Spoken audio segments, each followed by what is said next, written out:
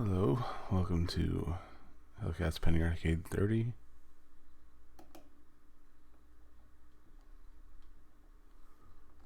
And,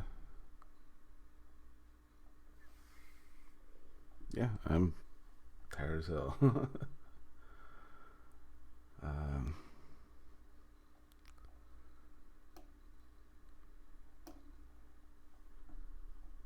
yeah, I'm supposed to be doing a sleep study right now in home. It has been rough. So, yeah, I'm just gonna stream for a bit. And, yeah.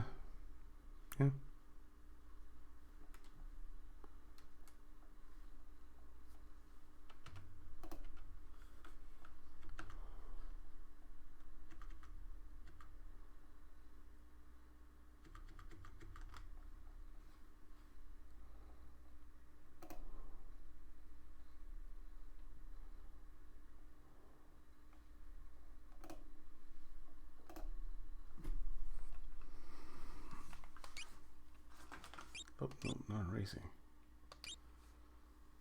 Hey, Terry, how's it going?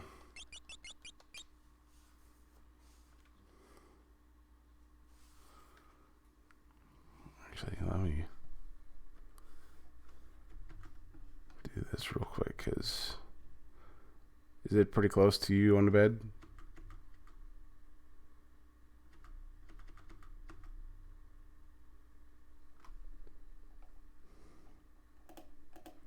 It is like 4 o'clock in the morning here.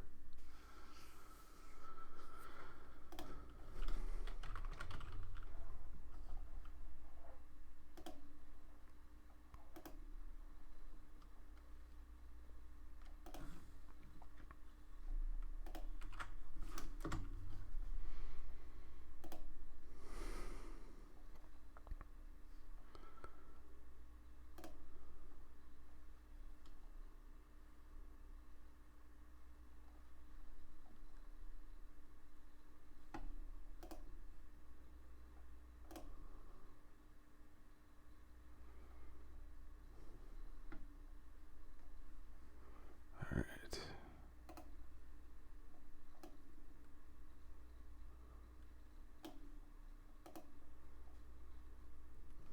Hey, how's it going?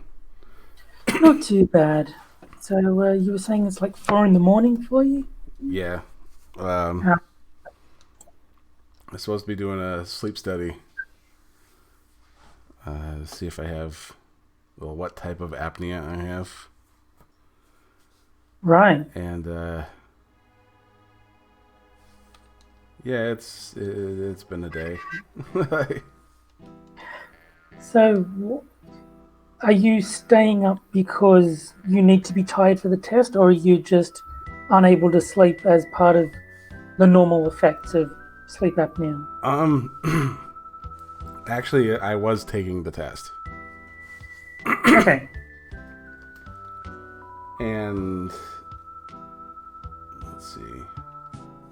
Yeah, it's just having the machine hooked up to me. Like, I was sleeping light as it was, Right. but it's like it is really strapped onto you, so Is it's it a uncomfortable? Like, does it make it harder, even harder than normal to sleep, having all that stuff strapped on you? yeah, Right. because usually I'll just sleep on my stomach, Hmm. but with that stuff being right there, it's pressing into you. Oh, yeah, I get you. Especially like if that's the position that you're used to sleeping in, it's very hard to sleep in a different one. I find that too. It's like if I try to sleep on my back, for instance, it won't work.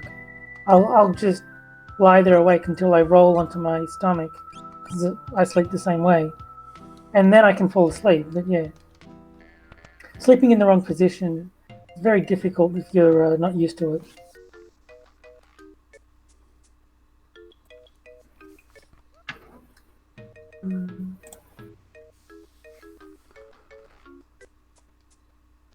So the fact that you're awake, does that mean you failed the test? Is the doctor going to be I'm not looking into sure. it again? I'm not sure. Okay. Because I don't know if I have to, like, if they need like a full 8 hours or so. Hmm. Because I Well, mean, there was a couple hours there where I was sleeping pretty good. I wonder if maybe the fact that you're awake at the moment gives the doctor the information that he needed. Like, okay, patient woke up after X hours of sleep. Yeah, I wonder if that's like just as useful to the doctor as if you had slept through the night.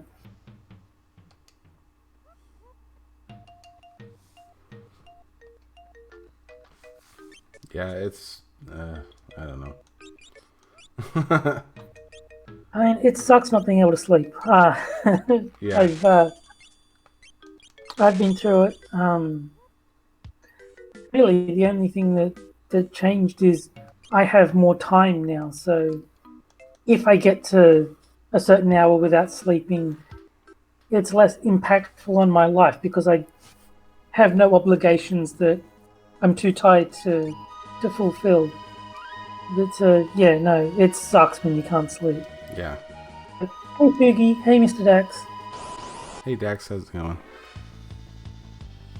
Hey Mr. and Saint Fugi as well. Yes, me and Mr. Dax. I always feel like I've got to put the Mister in there because there's two Daxes. Yeah, No, just to clarify, it's not Dax Orion. It's Mr. Dax. the wrong way.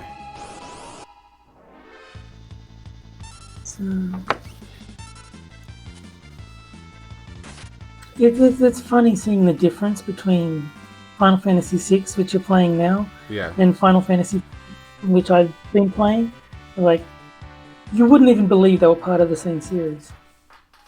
yeah. I do miss the this active of the combat system. Yeah.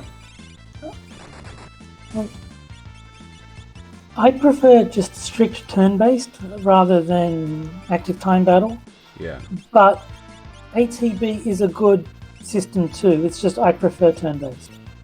I, I I don't like prefer the system 15. I prefer this as far as like the ATB gauge, where it's like it naturally builds up. Yeah. Rather than with the remake of Final Fantasy VII, where you have to attack them to build To up. fill it up. Yeah. And No, I don't like the system in 15, and from what I've seen, I won't like the system in the remake of 7 either. But I just like turn-based because you have time to think things through. Like in active time battle, if you take too long, the enemy is just going to have their turn over and over and over again until you do something.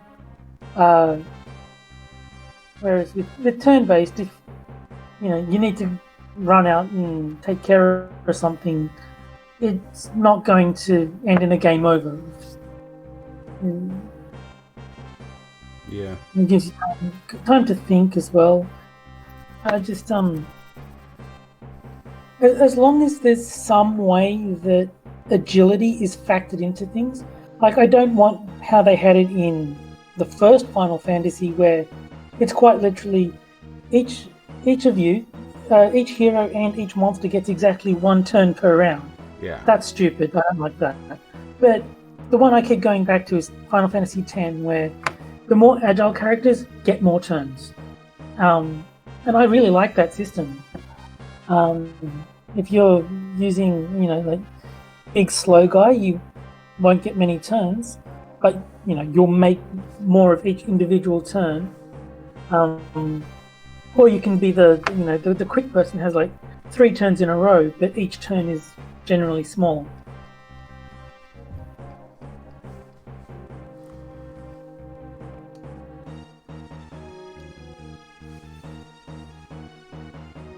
And Mr. Dax is saying that turn-based is good when you have to navigate menus, and yes, I very that's much part agree. of it.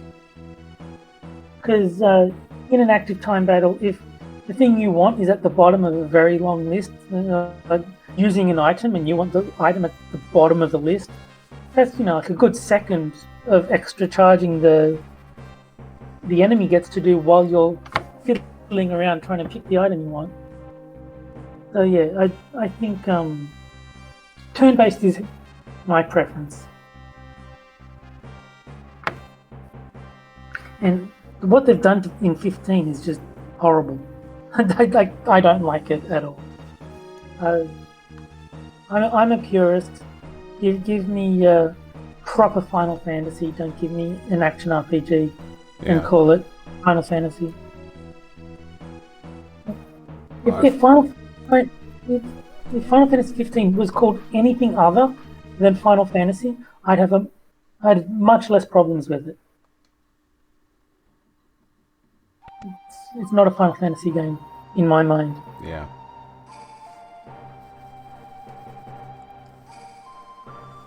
I haven't played it, but it's the same with Breath of the Wild.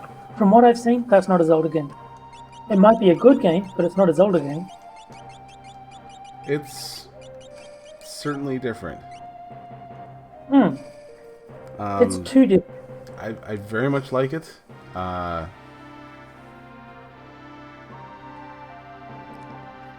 as I say, it may very well be a good game. It's not a Zelda game, though. Yeah. It looks closer to like Skyrim. From what I've seen, it looks like a Zelda-themed Skyrim to an extent. Like with the open world and the Zelda games are meant to be fairly linear. They hide it well, but there's really only one thing you're meant to be doing at any given time. Breath of the Wild looks like it's an actual open world, which isn't Zelda. Yeah. I'm very picky when it comes to a series maintaining its integrity. Like, for all the shit people give Super Mario Brothers to, at least it was still a platform game. It was like different, but it was It had still its issues, but yeah, it was still somewhat the same.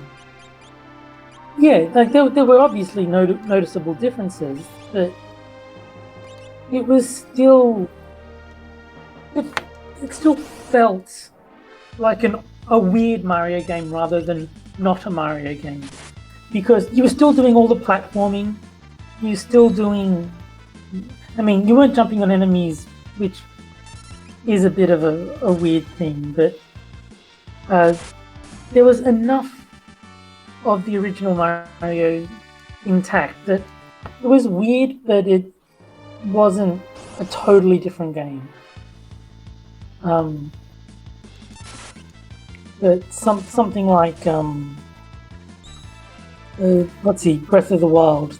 It just doesn't feel like the same game. Well, from what I've seen, right? I think Breath of the Wild would have been better had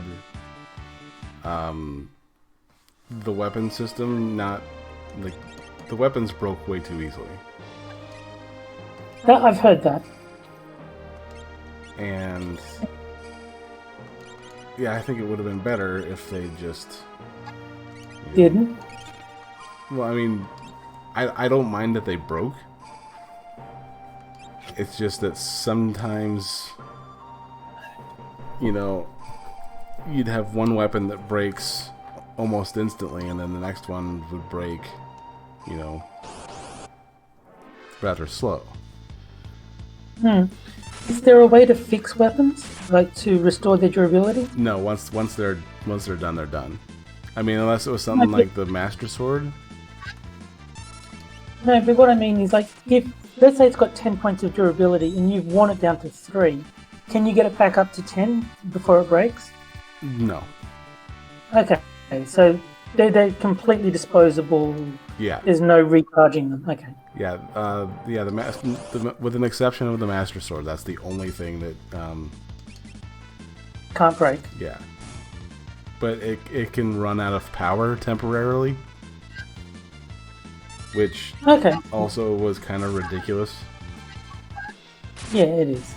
But yeah, like if it was a durability system where you could fix the weapons, I'd have a little more patience for it, because then it's still silly, but it's sort of like part of the game is keeping your weapons in good shape. If they're just breaking constantly, then what's the point of finding a good weapon? It's going to be destroyed in a matter of minutes. And it would ruin the excitement of finding something. It's like, all right, the next 10 times I hit an enemy, it's going to do more damage.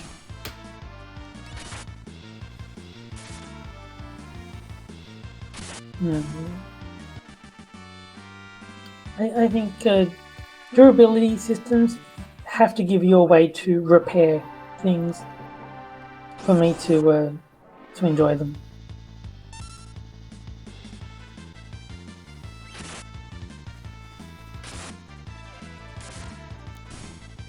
And I completely forgot to turn on the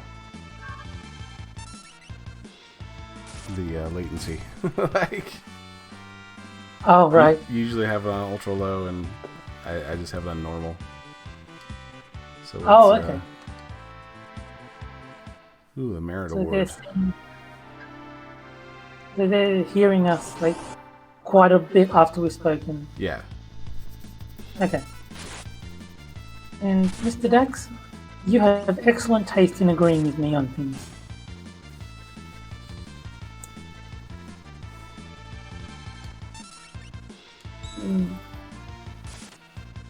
Because I remember something like the original Baldur's Gate, like your weapons could break because of the iron rot, but it was only the cheap crap that no one cared about that broke. If you had a magical sword, that wouldn't break. Wasn't made of iron or made out of mithril or some magical metal. Yeah. That system is fine. Like if cheap crap can break, but stuff that's actually significant doesn't. I mean, then sure, you can use a cheap crappy dagger if you want, but you run the risk of it breaking. Or you can use your hammer of +2, which will never break if you can get a hold of one. And yes, Fallout 3 in New Vegas had a good system where you could use similar weapons or repair kits to maintain things. Because that solves the problem of why do I have 67 pistols? Like, I don't need 67 of the same gun. You can dismantle them and fix your broken one.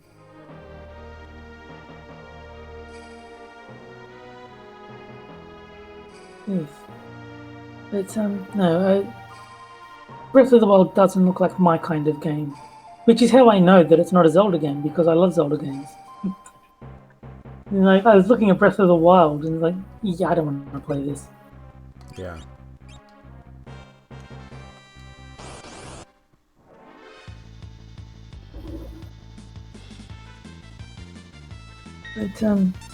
But I found one thing that makes the combat system in Final Fantasy 15 a lot more bearable, which is, I don't know if it's DLC because it seems ridiculously overpowered, but there is a set of armor that makes you literally invincible for 30 minutes out of every 24 hours. And that's like real time, so you could play for half an hour of combat and then just come back tomorrow and you'd be invincible again. So. And this is in Breath of the Wild? No, this is in Final Fantasy 15. Oh. Wow. And so, like, I just don't have the patience to deal with a shitty combat system. I can turn myself invincible and just batter through everything and get to the stuff that I actually like. But the story's not great, but it's the best part of the game. Does that make sense? Yeah. Because you can definitely tell that they chopped this game up in order to sell DLC.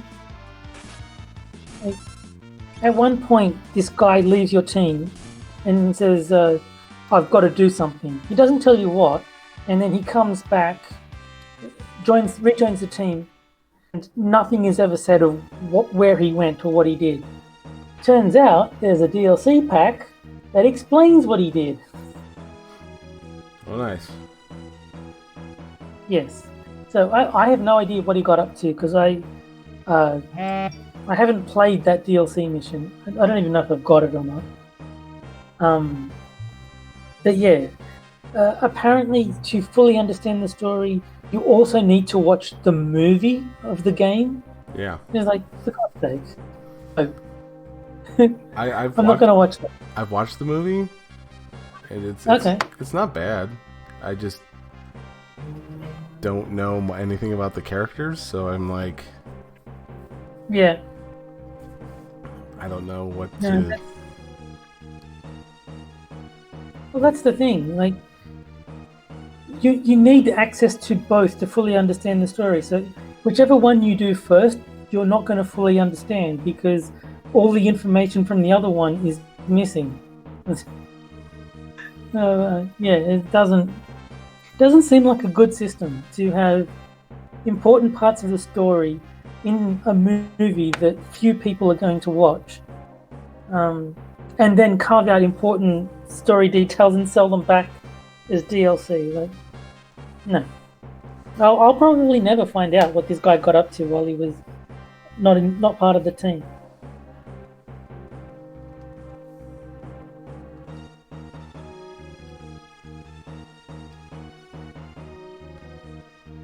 We're getting to the sad part of this game. I haven't even been paying attention to the screen, to be honest. I've been watching chat. Now, let's see. Link to the Past was awesome. Yes. They did have the randomizer for Link to the Past. Yeah. Which is awesome. Because it kind of put a different challenge on it.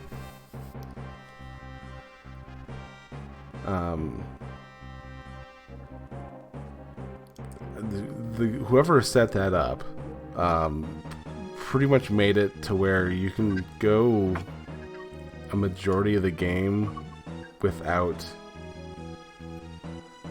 a sword. So you can play through some levels without actually having any kind of weapon.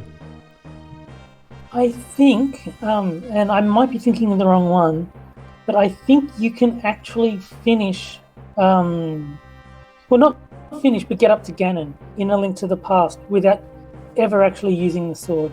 I think it's either the first or the third game in the series where you can basically win it without a sword. That was the first one, I think. The first one, okay. Because I remember someone did it as a challenge and put it up on YouTube. I couldn't remember if it was 1 or 3, but yeah, they used bombs and arrows and every other weapon in the game, but just no sword. And they got all the way up to Ganon. I think you have to hit him with the sword to officially finish the game. So that's as far as you can get with no sword.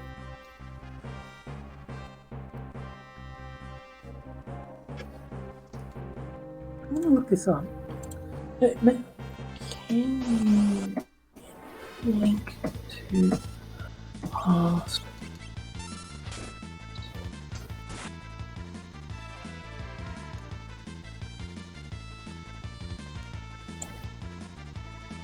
There you go. Is it possible to play the game without a sword on a SNES? You defeat Ganon with the no square song. That would defeat any monster.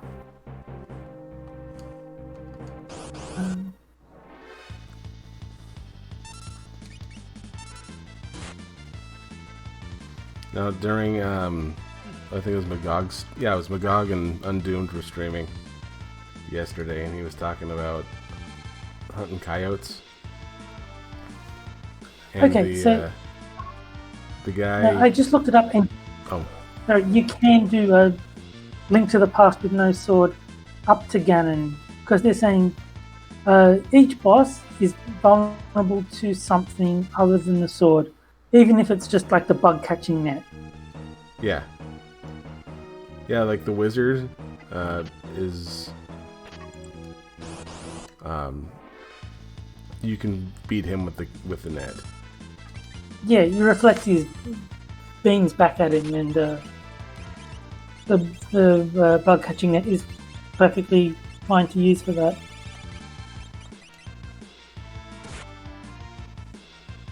But yeah, no, I think from the sense of it, you can get all the way up to Ganon in A Link to the Past as well, without using the sword.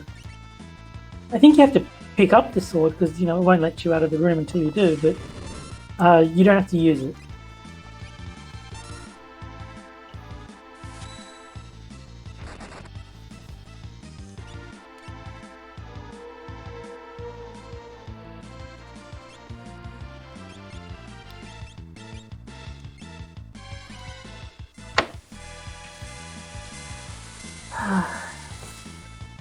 The No Square song.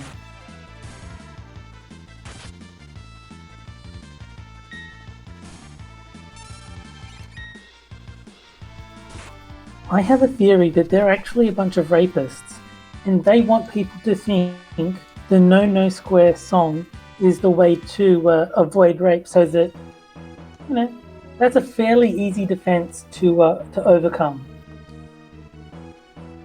So I think it's a conspiracy to give themselves easier targets.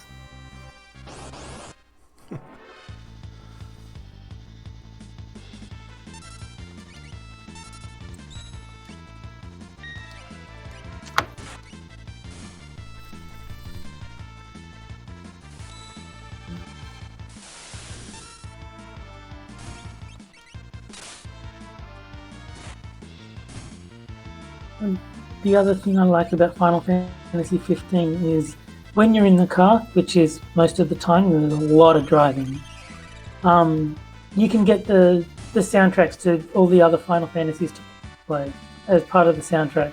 Oh yeah. So it's just an in-car radio, and you can just set it to play Aerith's theme from Final Fantasy 7, or play the combat music from Final Fantasy 2, or whatever you want. Huh.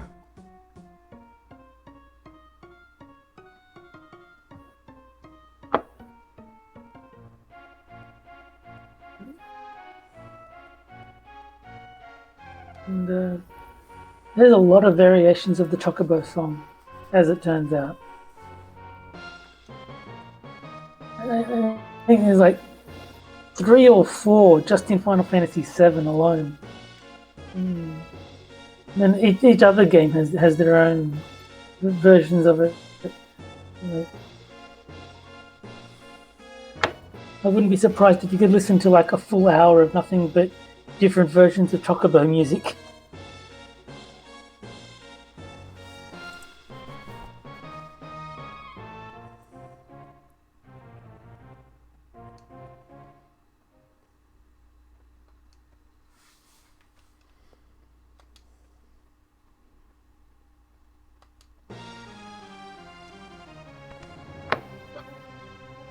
The funny thing with this is that you have some people with like sprint shoes, which makes your guys move faster.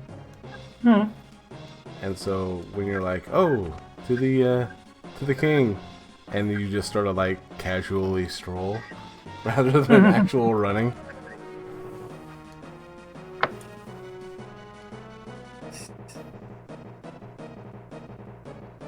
So, how many of the Final Fantasy games have you played? With an exception of the online ones, I'd say within not 12, and none of the continuations of 13 or 13-2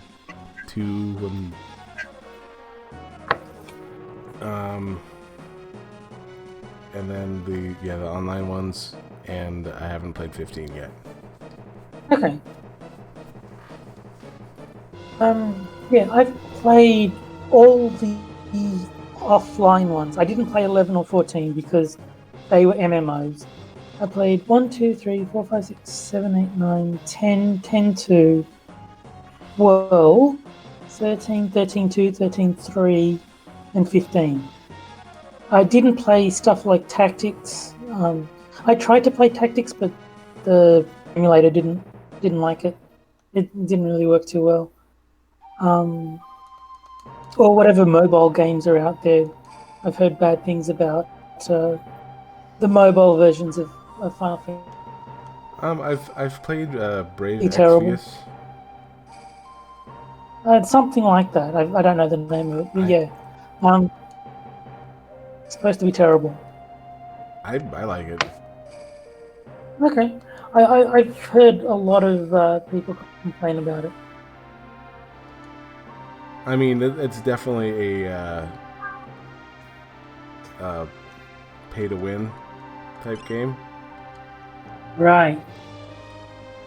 Like, it's definitely...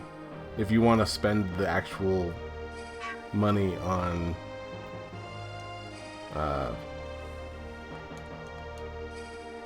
on your character, you can make like a killing machine. But Seems like a poor use of money. yeah, there's no point, with.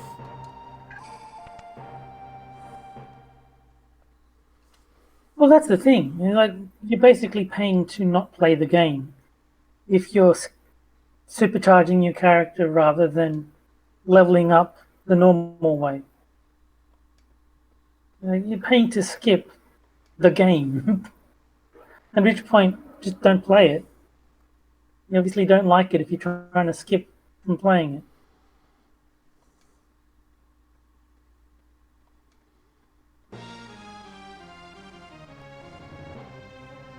And I've heard of Brental Floss, Mr. Dax. I don't know if I've listened to any of your stuff, but I've heard the name before. And says they're just catching up. Here's the sad part. Dead baby. That's nothing. Babies die all the time. It's them and their weak constitutions. Yeah. And the poison. That could help too. No. If a baby's not tough enough to handle a little poison, maybe in their next life. And yeah, Mr. Dax is saying the same thing. If you start skipping the leveling, it's a sign that it's not fun for you anymore. Which is an indication that you should stop playing, not that you should give them more money.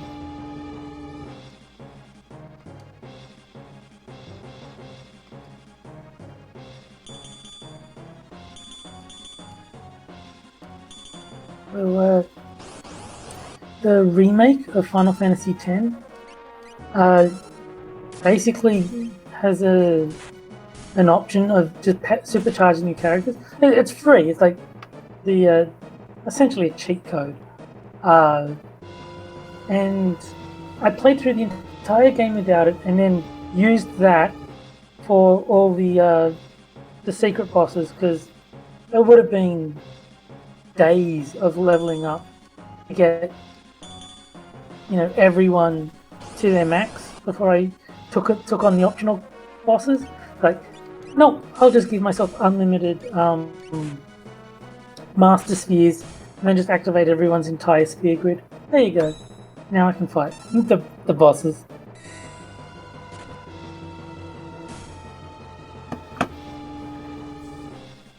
How can it be poison if the jar says cleaner? I Oh. see you, Fugi. See you, Fergie. I will be here for a while. Terry might not. So it's depending on if I end up falling asleep midstream or not.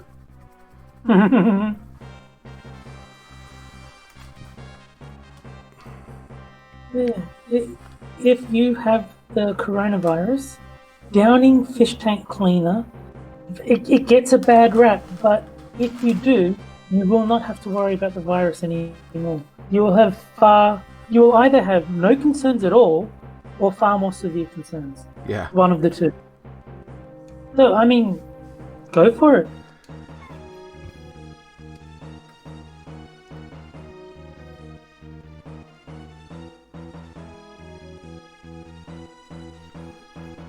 And, apparently Trudeau sent 17 tons of supplies to China to fight the virus. And now Canada's run out or running low. Oh, nice.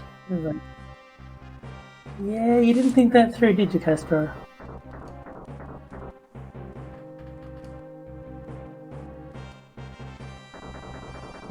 My comment was, yeah, sure, a bunch of Canadians are going to die. But look, think how many work points he scored for helping China. It's all about priorities.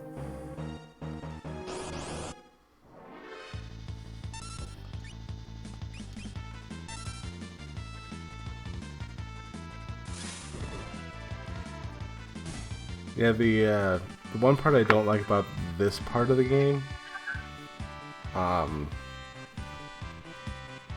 when you recruit Shadow, the ninja gentleman over here, he will randomly just leave. Oh yeah, right.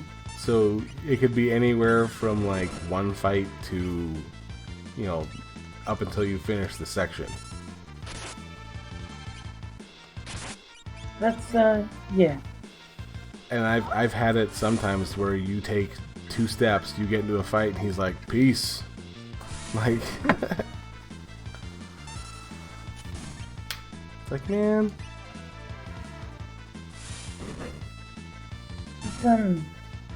Losing characters is why I don't like this game. But I should say, I like this game up to the midpoint, and then you get to the World of Ruin, and you've got to collect all the characters all over again. It's like, nope, not happening. Bye.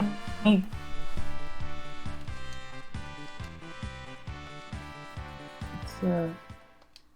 best way to get me to quit your game is make me spend half the game collecting things, and then take them away and make me do it all over again for the second half of it.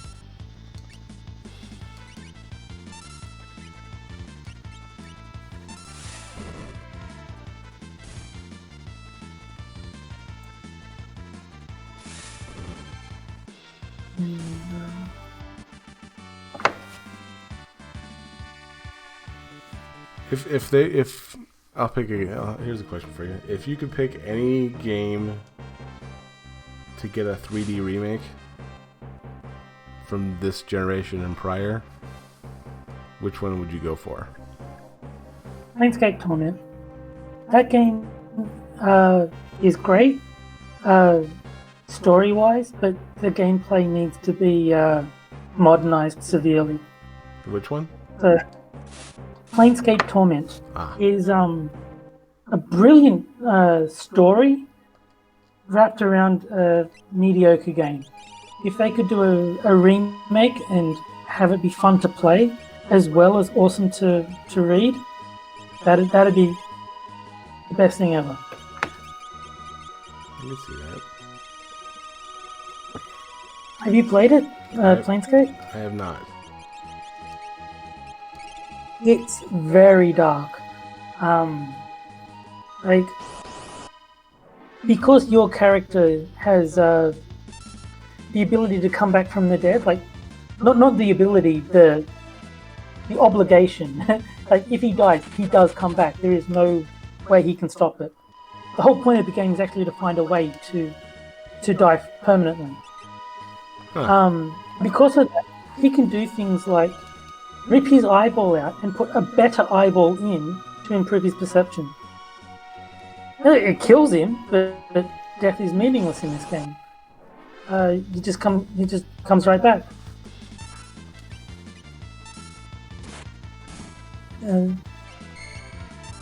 One thing they prided themselves on: there are no swords in the game. There's like plenty of every other weapon, but your stereotypical fantasy RPG weapon, Yeah. the sword, is not to be found.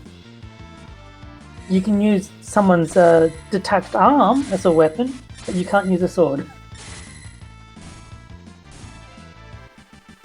Interesting. Oh no, it's a really, really interesting story, and like the stuff that it lets you do in the game is really impressively thought out. Is your character has no idea who he is. Like, part of the thing is that when he dies, he loses his memory, including his identity. He can lie and say that his name is Adan, and because of the Planescape setting, if enough people believe something is true, it becomes true. So you can create a character in the game called Adan just by telling enough people that he exists. Because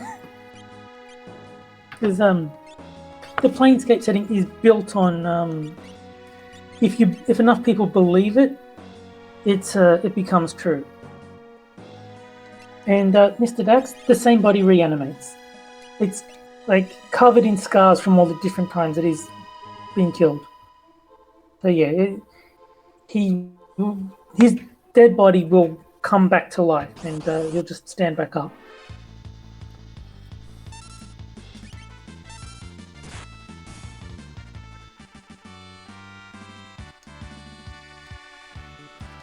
And one part of the game, you find your secret lair, and it's actually designed so that there is no way to enter it without dying.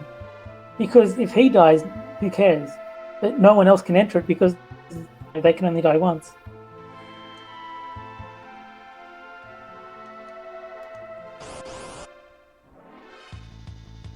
It's got lots of really cool little things like that in there. Yeah, that's nifty. I just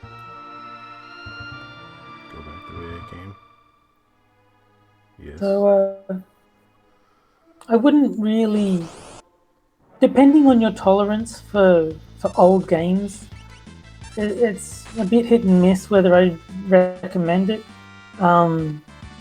It basically plays like Baldur's Gate, but way more focus on story. So depending if you like that, you might like this. But yeah, my cousin. yeah. Are you able to join us, Daily Haste?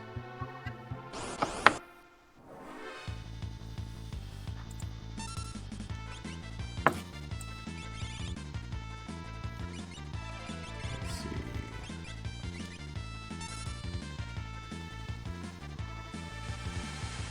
But yeah, there is a lot of reading in the game, so that's another thing, I've heard it said that the people who love this game and the people who hate it have the exact same reasons for doing so. It's like, Nice. which is believable. Like, if the thought of reading 250,000 words of text puts you off a game, then yeah, don't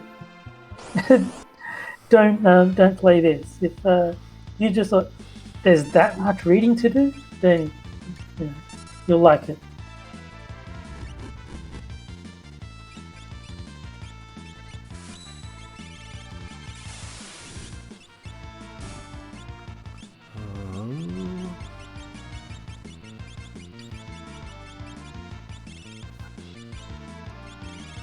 I have don't.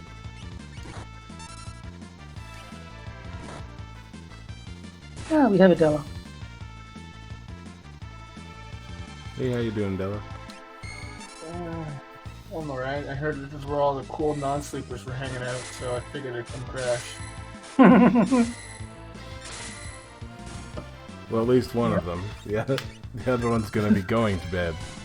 Well, yeah, it's like just after 9:30 at night here, so I have no intentions of going to bed for at least a couple of hours. Well, I just woke up from bed about 10 minutes ago. Right. Which is funny, because apparently I went to sleep a half hour before Monkey ended his game stream and started his Monkey in the Morning-ish. Right. Yeah. As much as I like Monkey in the Morning, I need a schedule. Tell me when it's going to be on at the same time every day, and I'll watch it. But when Monkey feels like it is not a schedule that I can keep up with. Well, I mean, aside from Lords of the Night, that can be said about anything Monkey does. Yeah, and that's why Lords of the Night is the only thing I consistently watch. Yeah, fair enough. I mean, it's different with like because Johnny's got a pretty inconsistent schedule too, but like I have more investment in Johnny streams than Monkey's because I'm actually friends with Johnny, whereas Monkey is just someone I know. Right. Because if I'm in the middle of something and Johnny starts streaming, I'll be like, oh, cool, Johnny's streaming. As opposed to Monkey going, oh, fucking Monkey, what are you streaming now for? Right.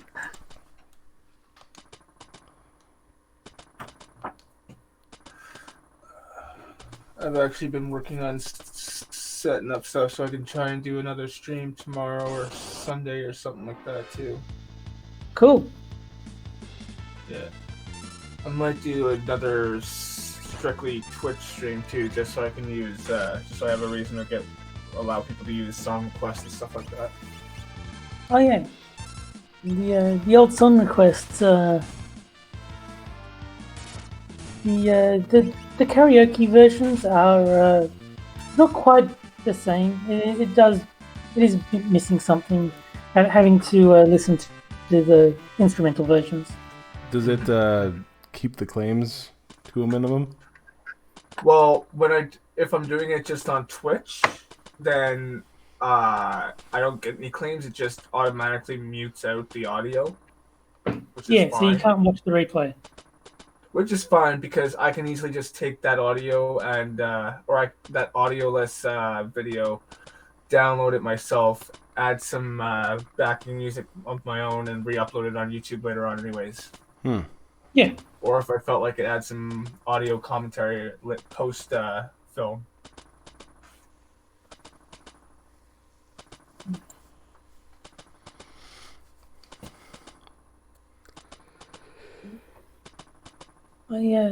I'm enjoying. I mean, I've told you before, but I'm enjoying watching your Batman videos.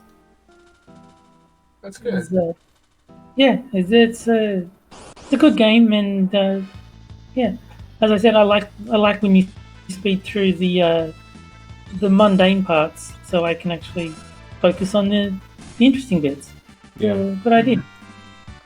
Thank you. I like that I'm actually getting better and better with idea-wise with my content too. So that's always the plus. Well, I've kind of slacked off on sharing things that aren't streams. I'll try and remember to share at least the Batman ones because people need to watch those. They're good. Fair enough. I'm actually working on thing like the script I've been working on lately. I've been trying to work on for a recording I did of me playing the mobile version of Plague Inc. Oh, cool.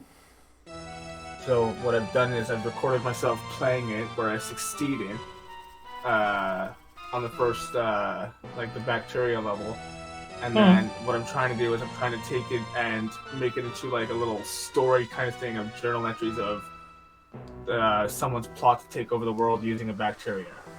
Oh, cool. Step 1. Make sure that Greenland and Madagascar get infected. Well, Everything after that is academic. It's like, it's like, well, you know how you get all those pop-ups playing flag like such and such happened on this where blah blah blah, like whatever random event it is, whether it's something going on in the world or your bacteria or plague or whatever randomly mutates or something like that. Yes. Yeah, well, whenever those pop up, that's when I want to incorporate the fast forward until something like that pops up, and then that it'll go like normal or slower speed, whatever is required, and then it'll be like day insert number here. So essentially, you're skipping the bullshit. Yeah. Which I find is probably a good idea. Yeah, probably. Yeah, and which country do you start your plague in? Because that's actually pretty important if you want to win. Well, spoilers. I mean, I already did spoil it by saying I did win. No, I know, but that's why I don't want to spoil it too much. Okay. Because while I am trying to turn it into a story thing, I also want it to be like as well as a seeable playthrough kind of thing. Okay, cool. Yeah, because there's basically 3 decent starting places: Saudi Arabia, India, and China. Those are the 3 decent places to start with. Because and West Africa. I don't know. I think Saudi Arabia, because it's got airports to every other continent, and boats to most ports, and India because the hot, humid setting makes it easy for the virus to flourish. Plus, there's 1 billion people there, so it's pretty easy to get a good chunk of experience. And China because the same thing as India, really. Oops, sorry. No, those are the 3 best, as far as I'm concerned. See, I was going to keep it quiet, but now I can't resist because of how confident you were and the fact that Johnny guessed it right. West Africa? West Africa? Yeah. Okay. But I was going to try and start with China originally because I wanted to try and do it with the Shen Yu character, and he's notorious for wanting to take over China. Okay. But I ended up just deciding to go with Zhao instead. Fair enough. I don't know much about the West Africa as a starting place, but I've never used it. I think Saudi Arabia is my default. Yeah, I think the real key is somewhere is just I think it's more of like a 2 key thing, like one place where it flourished, but more importantly, as long as it goes unnoticed, that's the main key of it. Yeah. But if you're trying to win quickly, because you know how at the end it gives you a ranking of how fast you were. Yeah. If you're going for that, then it becomes more important. Like you could start in Greenland if you wanted. It'd take you forever to do anything, but you could still win from doing it as long as you de-evolved all the deadly symptoms. But if you're trying to win quickly, then Greenland is a terrible starting place. So if you're going for speed, which I usually am, then I always go Saudi unless there's a compelling reason not to. Fair enough. The exception is if you're doing the Planet of the Apes in which case you start in Central Africa, because that's got the most apes. Okay. It's I don't know if the mobile version has that one. It does not. Yeah, I think you have to pay for Yeah. each additional You thing. do get the cheer one. Which one? The cheer one in the mobile version, where you're spreading cheer instead of virus. Oh, I don't even know if I've got that in. I mean, I assume I've got it in the main game that I've got, but You do. I didn't even know that was a thing. I discovered it in Irving. Mhm. I haven't gotten that far yet. I have not tried it myself. I've seen him play it. It took him 2 tries to get it to succeed. I know there's a scenario where you're making a board game, and instead of infecting people, you're distributing the game to them. Mm. And I haven't played that one yet, but I've seen it in the scenario list.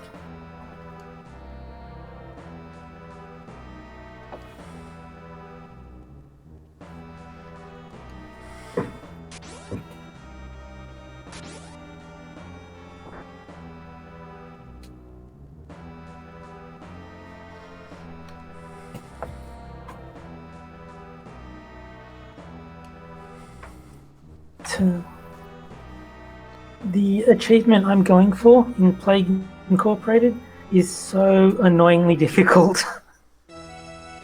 It's a scenario called Pirate Plague, and the idea is that because there's pirates roaming the seas, people are afraid to travel by boat, so there's very few boats. So all the islands are like near impossible to infect.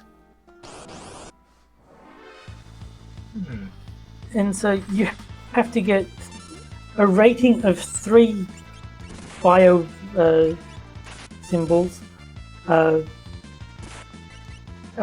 every single plague type. So, you know, bacteria, virus, nanovirus, bioweapon, all that stuff.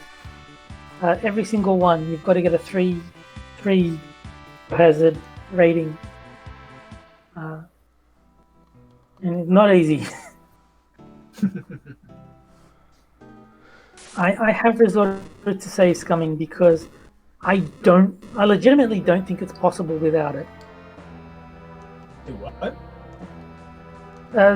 Save scumming. So if I save the game and if they close their port, meaning they're impossible to infect, I just reload the save. Ah.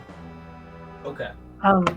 Because I would prefer to do it in one clean run, because it does feel like, especially in a game like this, it feels a bit dodgy, saving and reloading, especially as often as I had to do it. But I genuinely don't see that it's possible without it. The number of things that would have to go your way, you'd have a minuscule chance of them all happening in one playthrough. Right.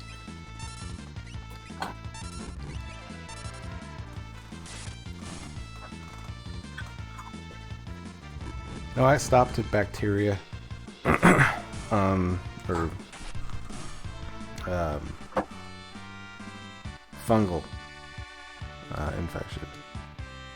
The fungus is annoying because it doesn't spread very effectively on its own, so you've got to use the ability to just, it picks a random country and infects it. Yeah. No, that's a pain in the ass. I don't like that one.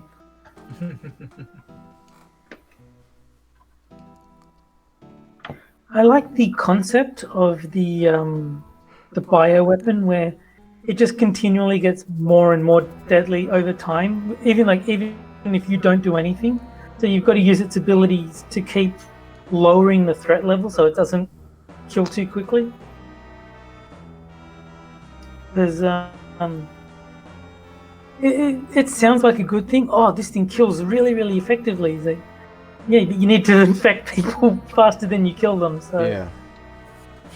it's not as good as it sounds on paper. Yeah. Great. You're killing people faster than you're infecting them. That's brilliant. If you want to fail. Yeah. It's that's a challenging one. There's I think it's the nanovirus, where because you were created on purpose, they know about you right from the start, and they start curing you right from the beginning of the game. So that's another challenging one. Mm-hmm. The ones I don't like are ones basically where you have troops. Like there's a zombie virus and a simian flu virus where you create zombies and you have to move the zombies around the map. No, that's a different game now. I don't like that.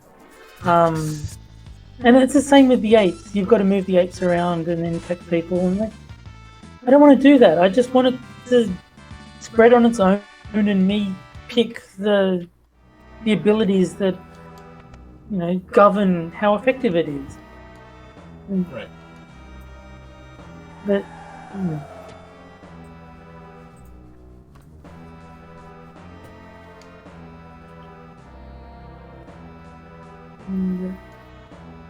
there's one I haven't played. I think it's vampires. It's called Shadow Plague. Seems like it's vampires. I haven't played that one, but I think it's going to be the same thing. Where you move them around the map. Right.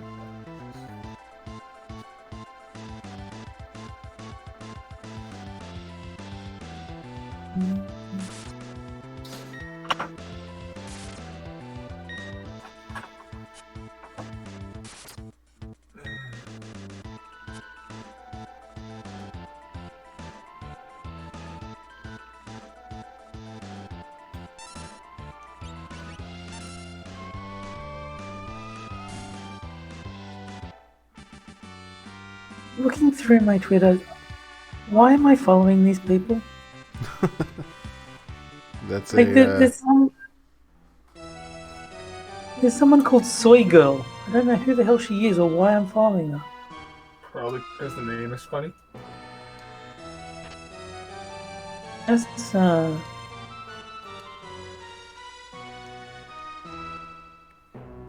apparently she's married to a woman named Gaussian Boner. Gaussian boner. Yeah, something strange there. That's hilarious. Can't win them all, I guess. Or can you? I don't know, man. You're married to a woman named Boner. That's a win in my book. Is that a man or a woman? Because it says Gaussian Boner, buddy, that's my wife. But if I go to Gaussian Boner, I don't know if it's a man or a woman. Oh, it doesn't matter. It's just weird that I'm following. I don't know who the hell they are.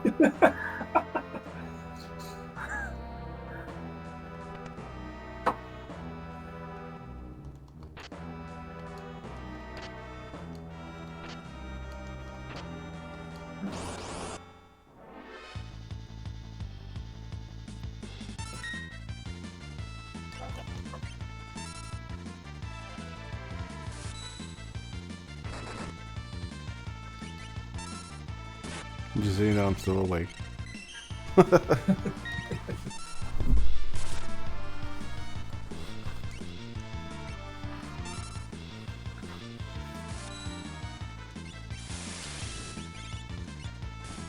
Can't even spell Phoenix correctly. Unacceptable. Oof.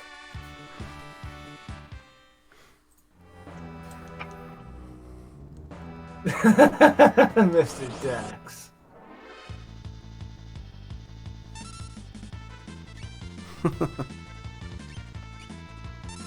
I can't be bothered looking around for a picture of Dick Clark, so... I mean, you don't have That is a one good point, standby? Mr. Dex. Terrible. If they respond to the dick pic, I do have my answer. Well, there's so many more options you have. I mean, you got You Dick got Clark, Dick. Dick Sargent. No, Dick Sargent's a loser. It's York or nothing. As far as Darren's go, it's York or nothing. Yeah. Let's see. There's also Richard Nixon. Yeah.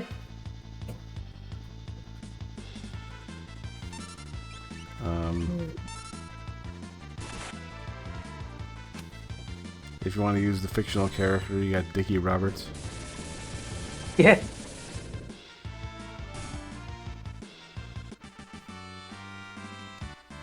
There's a Dick Van Dyke, of course. There's another one.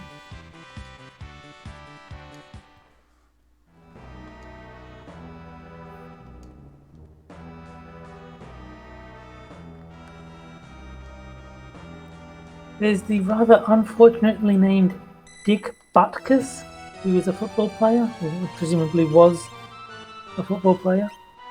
Yeah. There's Dick Pounder. The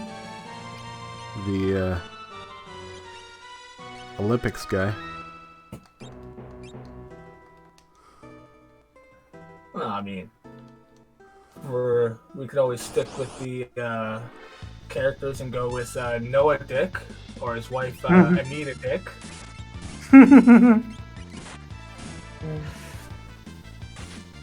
Or maybe one of his daughters, Charity or Chastity Dick.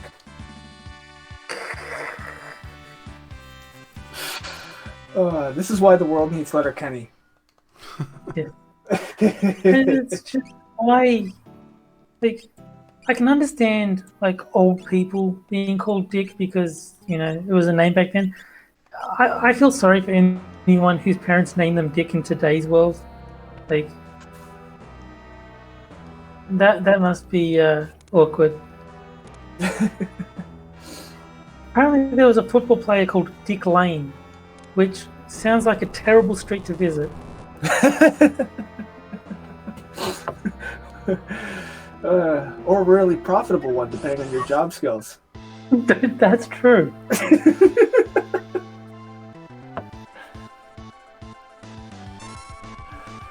Just BYOKP.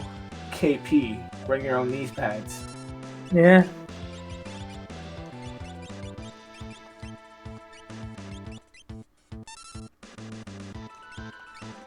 There's a figure skater called Dick Button, which is a fashion accessory that nobody needs.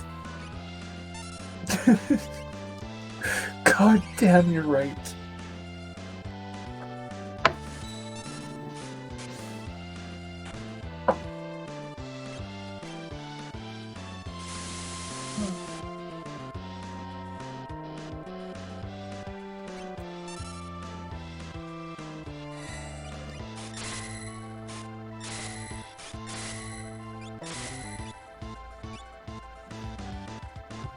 The train fight, the only thing I remember about it is that the guy can pick it up and suplex it. Yeah, that's exactly what I did. It's because it's just ridiculous. Yeah.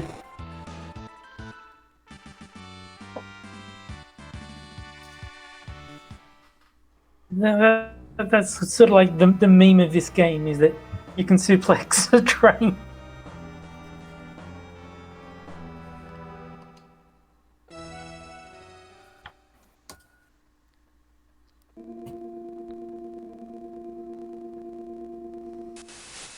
Yeah, Dick Lane is a nice euphemism for a woman of loose morals. That's another way to interpret it. Of course, if you wanted to go with food, you could just show them a picture of spotted dick.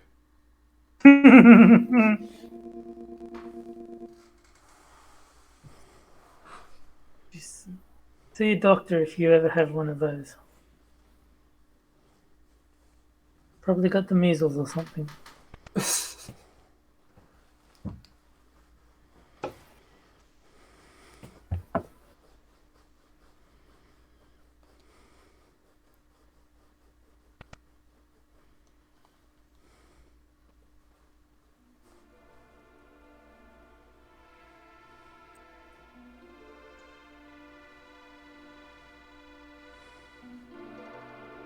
Mm.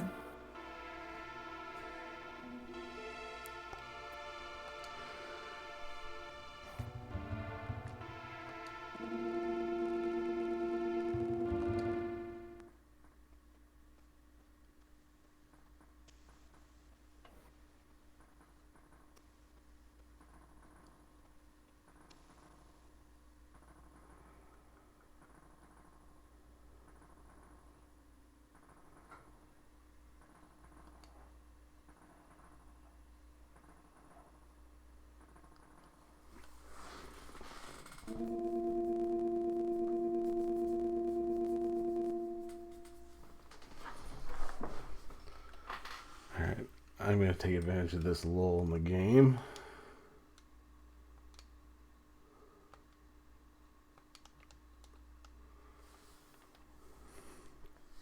To see if I can switch up the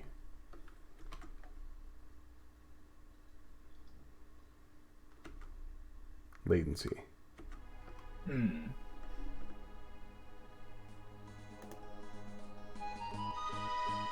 Like the stream latency? Yeah. You want? Lame. Yeah.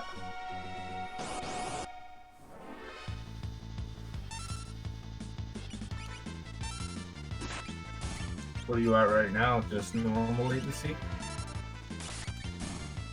Yeah. Yeah, I forgot to change the... Fair enough. I've been going back and forth between normal and my no latency lately, just to play with things. Usually on my desktop though, because it needs all the help it can get.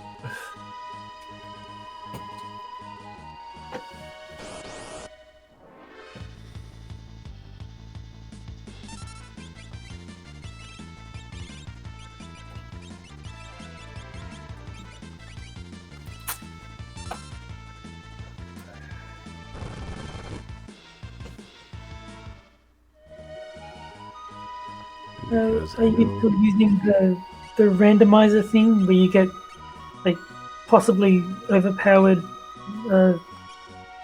drops when you kill things? Yeah.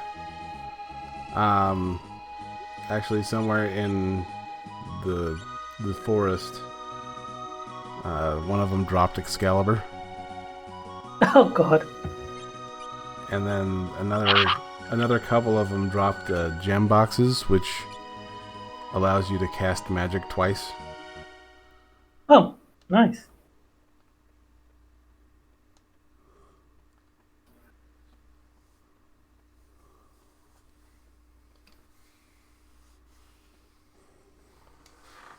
There's a few characters in this that I always hated though. The one that uses the different rages, like Gal or something like that. Yeah.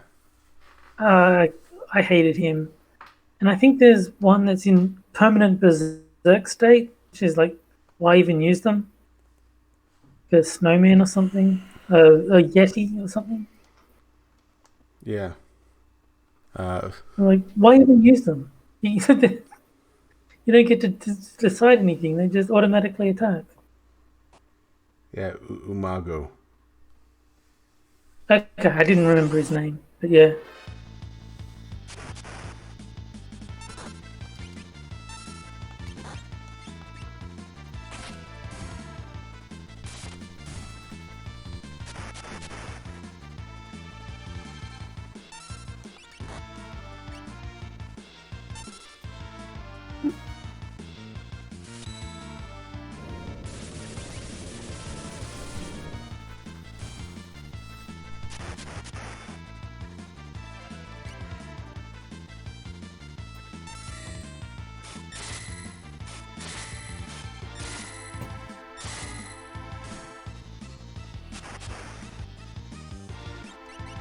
Yeah, this might be the only part of the game where I'll stop and then work out some of, like, get rid of the curses on some of the shields. Right. Because that'll give you the Paladin shield, which is the strongest shield in the game.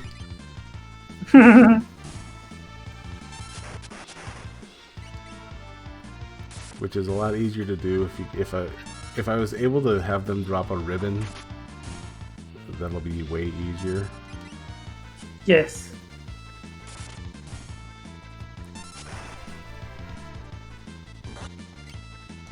Ribbon is one of the strongest effects in the game, or in every Final Fantasy game. Yeah. A complete immunity to status effects.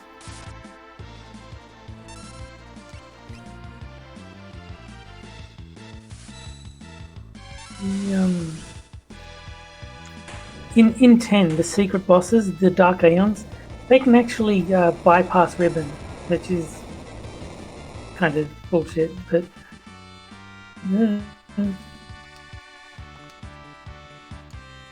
they have their ways.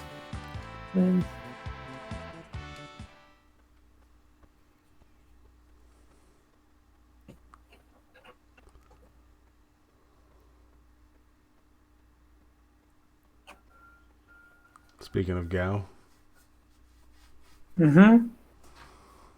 We'll be seeing him in like 15 seconds. Give or take. Got a chocobo suit.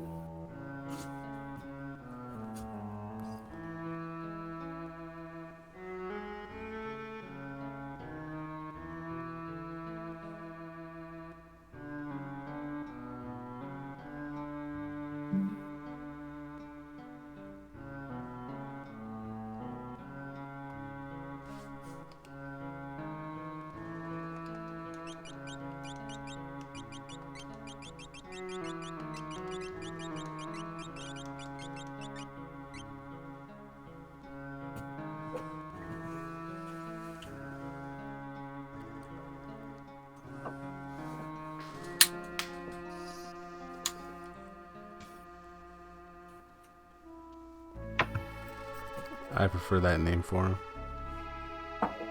him.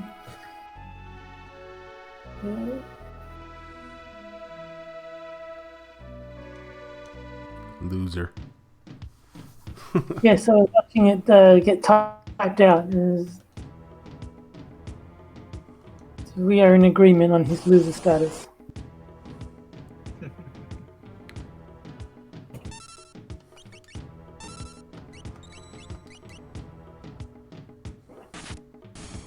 So, of the ones you played, which is your favorite in terms of Final Fantasies? It's a mixture between this one and 2. As in 4. Yeah, okay, yeah.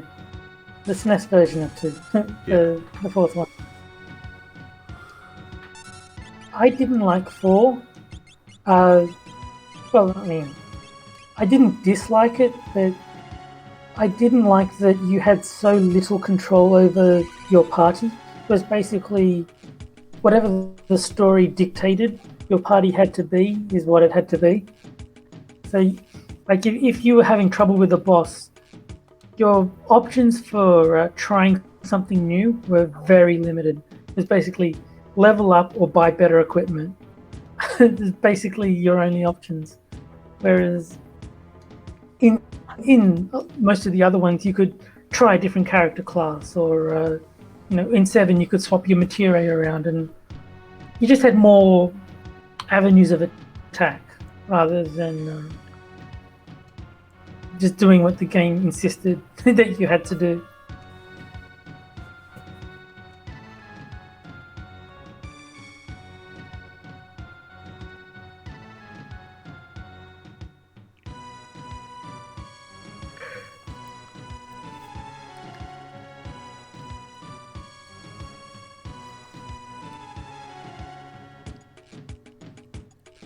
Like, I don't know, like, picturing it in a movie setting, I think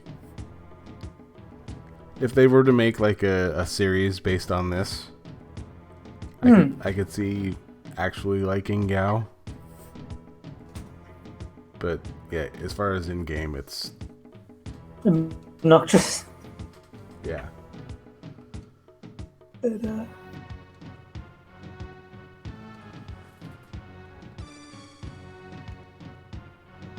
I think I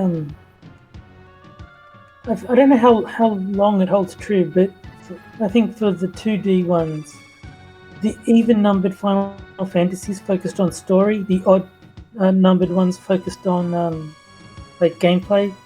So sort of like the job class and things like that, whereas the even ones were far more story focused. Yeah. So, like, Final Fantasy 1 basically had no story. It was go kill the bad guy. You know. You were just four You're people who surprised. randomly showed up. Yeah. Now I didn't like the second one, but it was very story oriented. The third one was again the introduction of the job class system and very gameplay focused.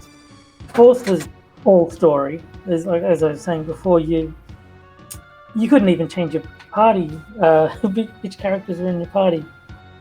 And then 5 was the job class system again, and then 6 is this, which is probably the best hybrid of story and gameplay Yeah. of the 2D ones.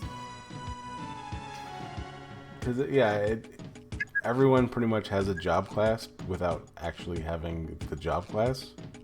Yeah. And it gives you more flexibility in terms of which characters you use. Like in the NES one, that is Final Fantasy 2, you have the same 3 characters and a rotating guest slot.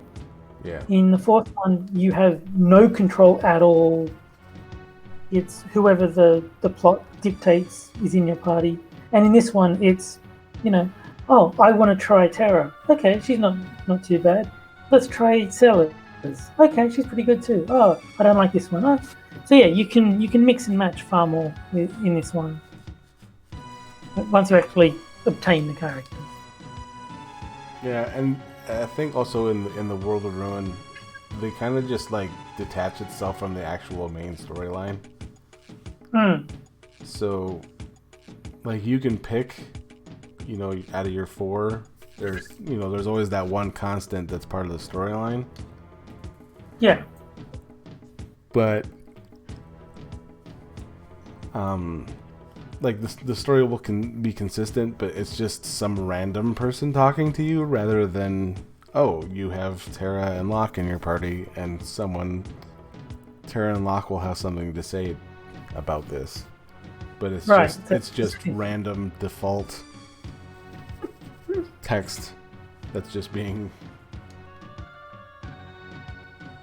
There was, I think it was Baldur's Gate, where if you killed a plot specific NPC, like someone that the plot needed to be alive, the understudy would walk in and read their lines.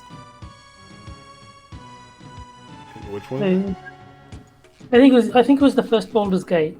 If you killed a character that was essential to the plot, instead of just breaking the game, they would have the understudy come out and read their lines.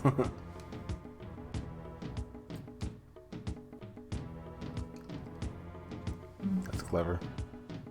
Yeah.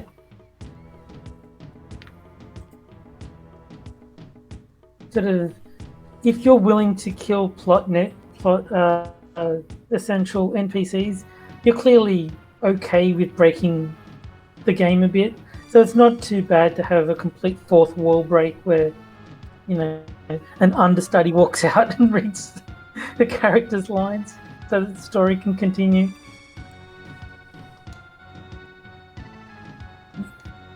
It's generally pretty obvious which ones you're supposed to leave alive.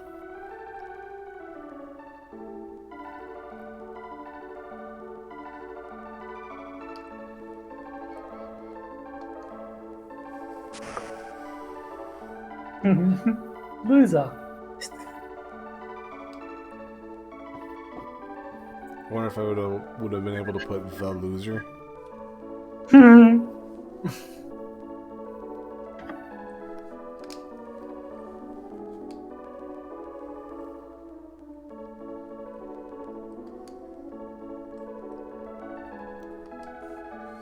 He's got to build up losers' skills.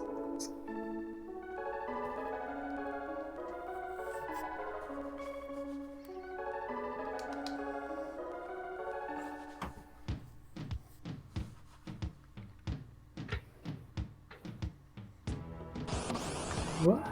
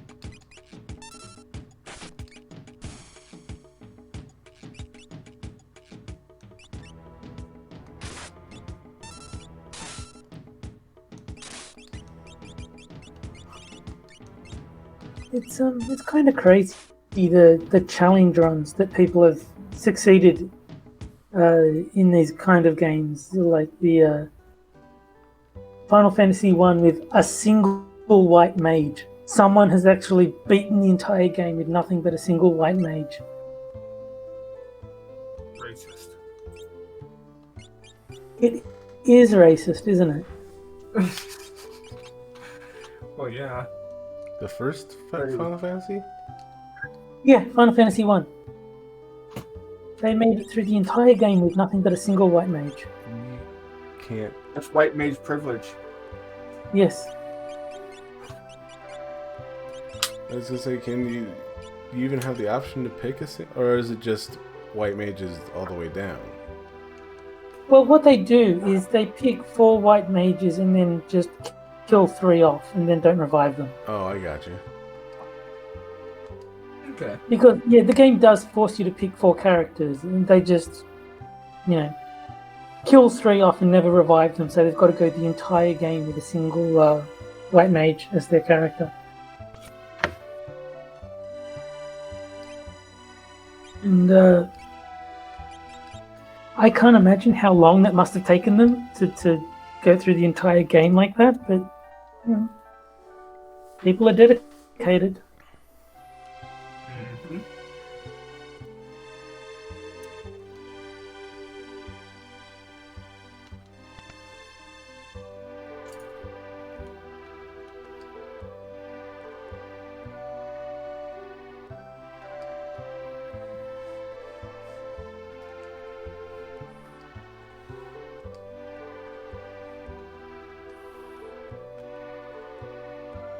Mm-hmm.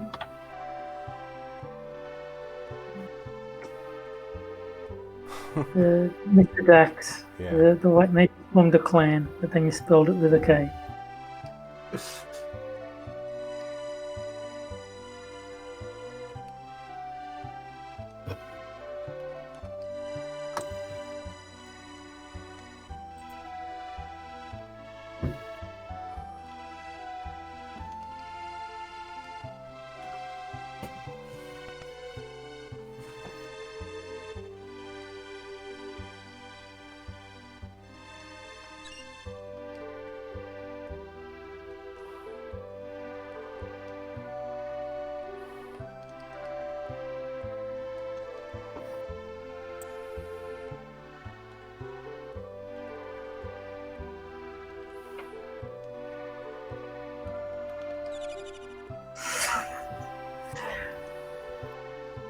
You know how you get emails from Steam saying that something on your wish list is for sale? Yeah. Yeah. Apparently, I have a game called El Tango de la Muerte on my wish list. And it says, do the tango to win the heart of your loved one. Each song in this casual rhythm game will unveil the story of Luciano and Martita, influenced by Crypt of the Necro Dancer, with a pinch of melodramatic humor inspired by the best Latin American soap operas. Nice. Why I have this game on my wish list, I've got no idea. But You probably scrolled past it right and was like, you know what? That gave me a laugh. Why not? that must be what I was thinking. Because yeah, it's not even a game that sounds familiar. Like, it's not a game where I thought, oh yeah, I'll get that eventually. It's like, what the fuck is this?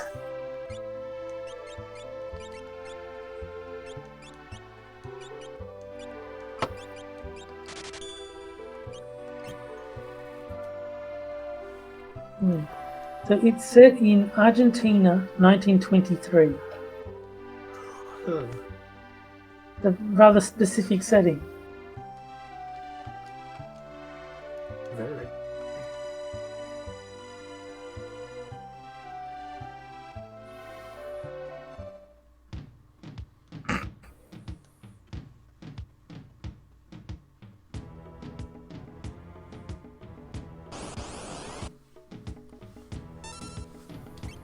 It's 98% of the user reviews for this game are positive. So, gotta be doing something, right?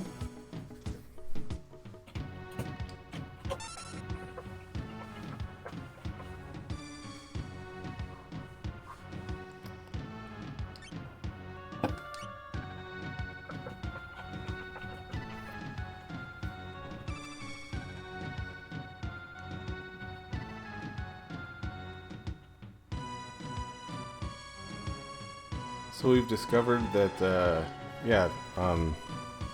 Discord is far easier for watching the stand-ups than it would be for anything else. Okay. Well, whatever works.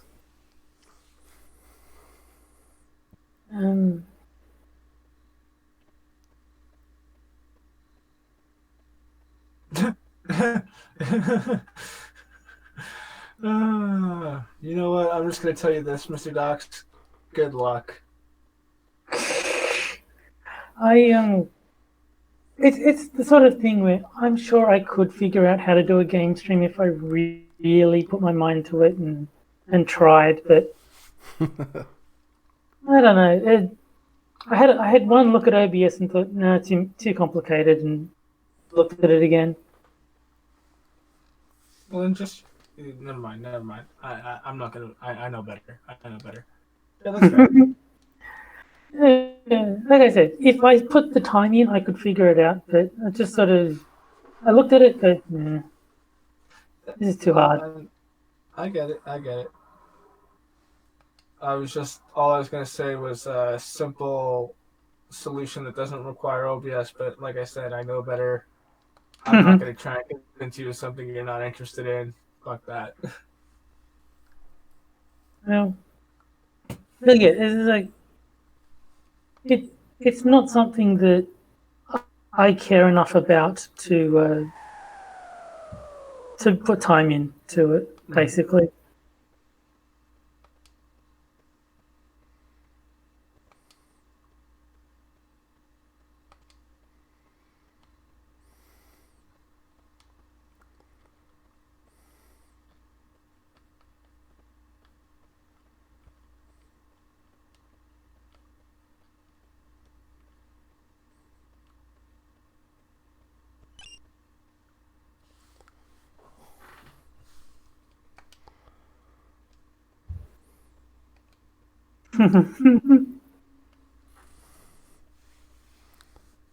It's kind of humorous, even though it loses you 500. Yeah.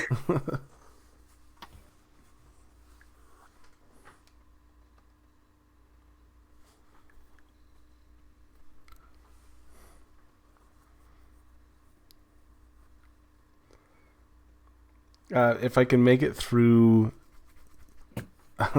perfect date, then yeah, I'll see. I'll look into it. Fair enough. Just at the fact of how ridiculous Perfect Date is, Yeah. it kind of builds up.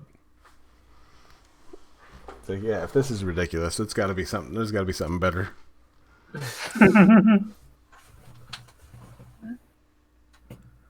There's no shortage of ridiculous games out there. This is true. Especially the one that Sora had just recently scarred me with. Oh What no. was that one? Oh, the furry porn. The furry porn, yeah. Oh no. I can't remember the name of it, but yeah, she mentioned it in Minions, and it's straight up furry porn. It's not even an exaggeration. There's to call it that. no subtlety to it at all. No. Like, Yeah, I'm not sure subtleties in Sora's dictionary. I mean, have you met her? that is true.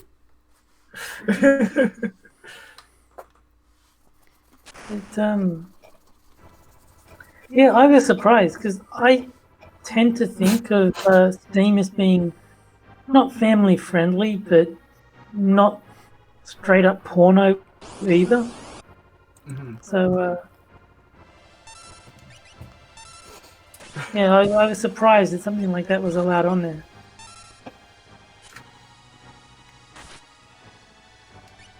And wouldn't that just be an interesting DLC? Leisure Suit Sora.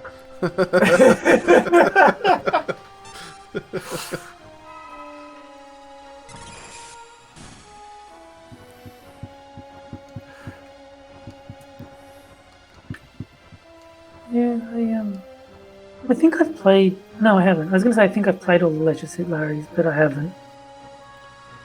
They kept making more after I stopped playing them. I have watched. My cousins played a Leisure Suit Larry game, and it's definitely not everyone's cup of tea. No, Yeah, nobody's not. yeah. Like my parents rented it as a kid, and when I was a kid, and we played it, and and as interesting as it was, like funny as it was, it was the kind of game it was. It was not that good a game to keep me interested. So it was like, okay, I played it because it seemed like a funny idea for someone my age, but yeah, no. It's bad when you're like, that's really immature. Like, It's not so much that it's immature; it's just that it's lame. yeah. Of course,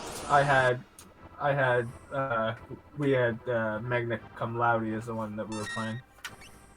Oh, I haven't played that one, but that's apparently like the worst of them all. Mm-hmm. The original ones were standard Sierra adventures with a smutty theme. It's like you could reskin them as King's Quest if instead of banging a prostitute, you killed a dragon. But the gameplay was exactly the same as King's Quest. Right. That sort of text adventure. Right.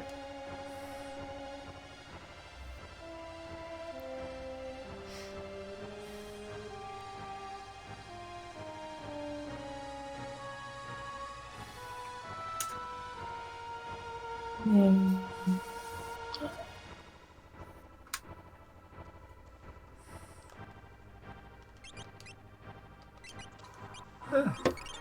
Apparently, UK Prime Minister tests positive for corona. Yay! Yeah, there's a guy here who tested positive, and I guess he told whoever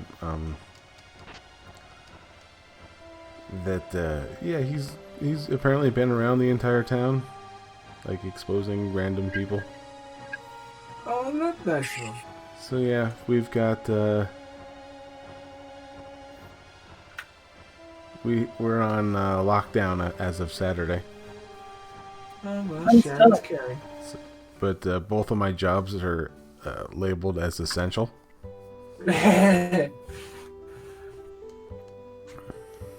Very nice. So if Trudeau goes around giving a bunch of people a disease, is he manspreading? Well, he'd first need to be a man. I was just gonna say, Fair point.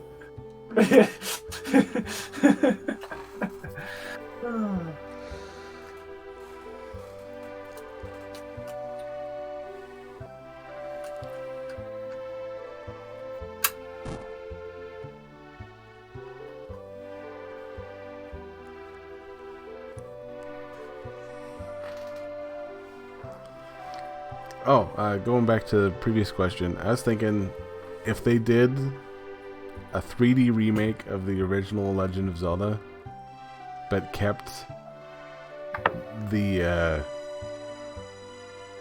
same kind of mapping system, to where, like, you know, everything's still in its place, except Yeah. for you're walking around like you would if it were like Ocarina of Time or Majora's Mask. Okay. I really liked Majora's Mask. I mean, time travel is already a good way to get me interested, but it was good to see that NPCs had lives, because I only had to script 3 days of each NPC's life that you were kind of replaying over and over again. It was cool that, like, they didn't just stand in one place and say the same thing repeatedly. Like, day 1 they were here and they were doing this thing for 6 hours, and then they moved over here, and they actually had lives, in as much as a video game character can be said to have one. Yeah. I thought it was really, really cool.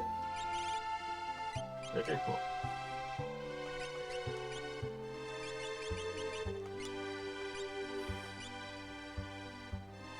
I tend to like the ones that everyone thinks less of, because I've heard a lot of people say they didn't like Majora's Mask. A lot of people say they didn't like Dragon Age 2, which that was actually my favorite one. Well, I'm trying to think. There's others that I liked and everyone else hated, but I can't think of them off the top of my head at the moment. Mm-hmm.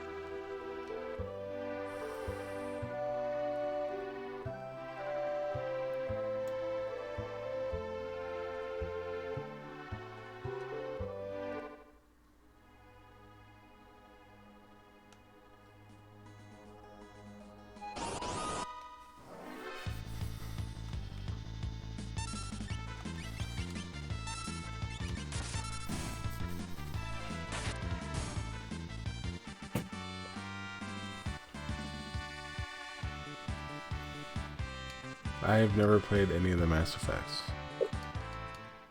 Same. I haven't played Andromeda. I played the Mass Effect trilogy, like 1, 2, and 3, and I didn't even have that much of a problem with the ending. And it was a bit lame that it didn't really matter which one you picked, but I wasn't as outraged by the ending as everyone else was.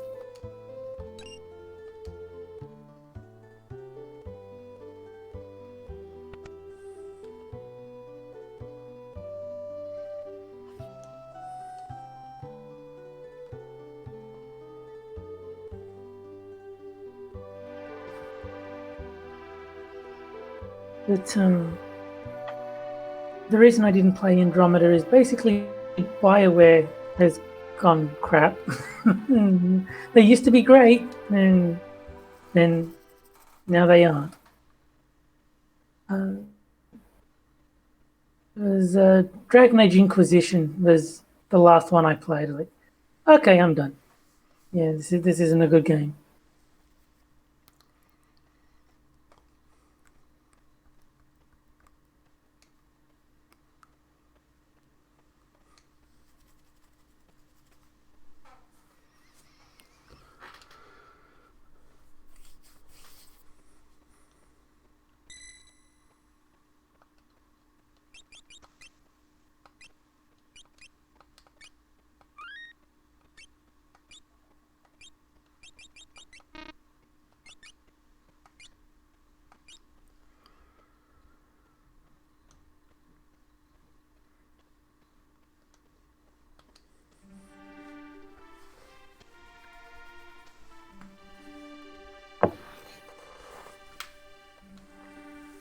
Let's see. I think I'm gonna save and then go make some coffee. That's probably not going to be the most helpful for getting back to sleep. Oh, I might as well just stay up. How long? No, I think that might be the case when you suggested coffee, but it's it's not super conducive to sleeping well.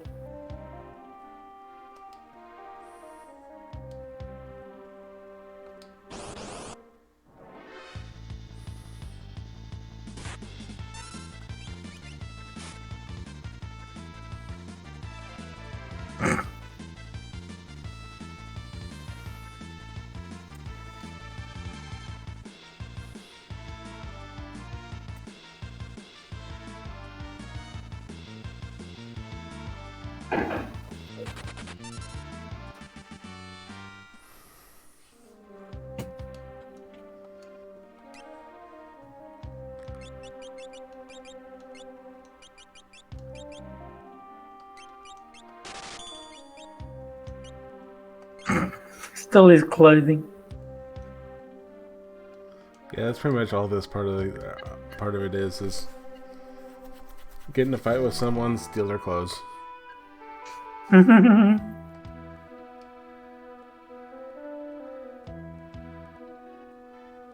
then they get embarrassed and run away. Well,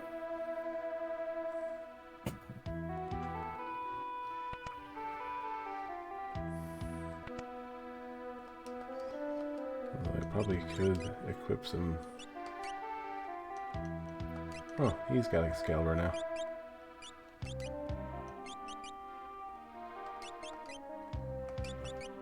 And I'm gonna give you Thunder Shield instead.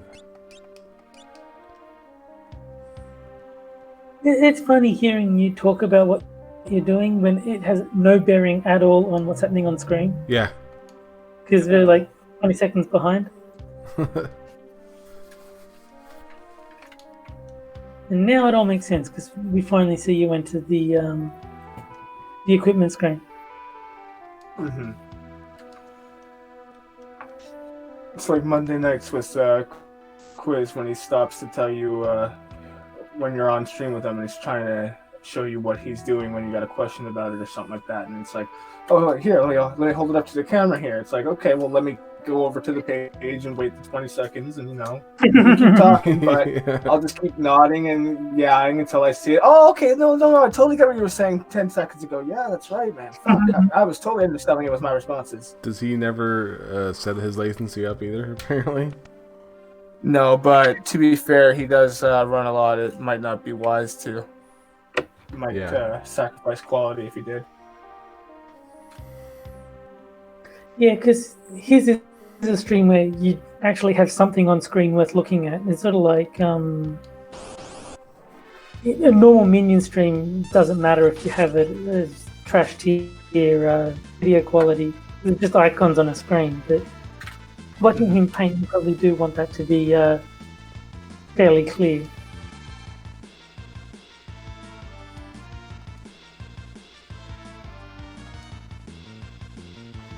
Yeah, and even when he holds it up to the camera that he uses for his face, the way he has it set up on StreamYard, it's cut off at that point, so we have to wait for the stream to catch up in order to see it. Right.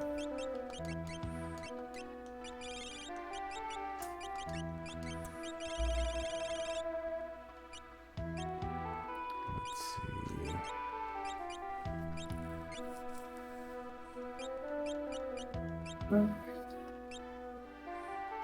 I found out earlier today that according to Steam, I am a game god, which I don't disagree with, but it's nice to have someone else confirm. Game hoarding god. So, if you want to be a gaming god in the eyes of Steam, just buy 2,000 games. Was that That's all? all it takes. Only 2,000. Oh, That easy. why didn't I do that sooner then?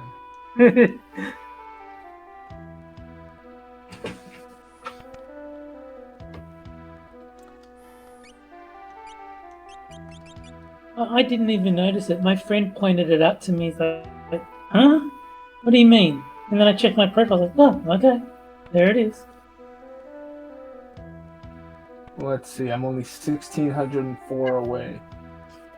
You get there in that time. I'm only like 1,990 away. Woo! Better than Johnny. I'm a fifth of the way there. Yeah. So he's game's 202 apparently. So yeah, 202. I see 282 out of 396. I do find that it's very inconsistent with its reporting. Because I'm looking at your profile now and it says games 202. So Are you sure it doesn't say 282? I'm quite certain it says 202. Huh. Because I'm looking at it and it says 282. Well, I found that when you go to my profile as opposed to when I go to the library, those two numbers are different. And I'm just going off what my profile says. That's the one that says 2000.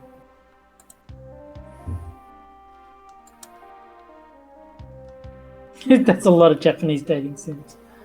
I'm sure there's a few Japanese dating sims in there, but yeah, because if I go to my library, it says 2,162 games, but my profile says exactly 2,000. Weird.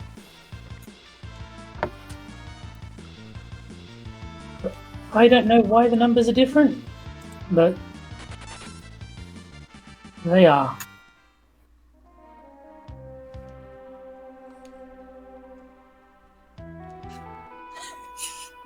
I own a game called Deep Space Waifu.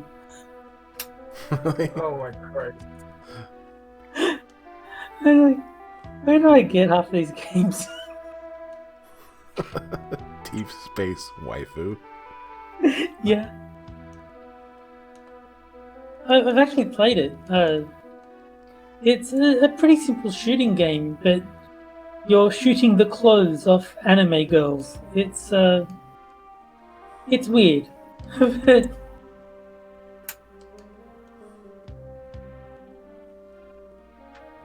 there you go. That's a thing that I own.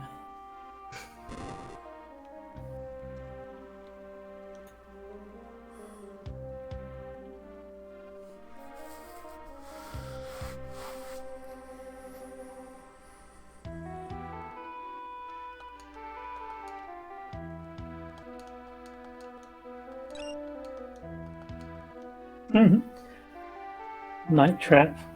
Yeah, I remember Night Trap.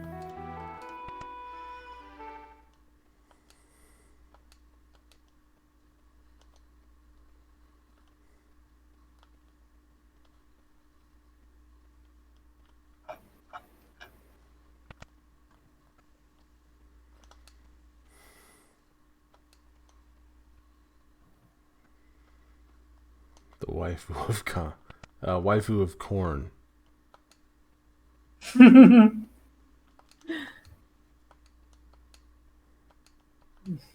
Waifu. Corn!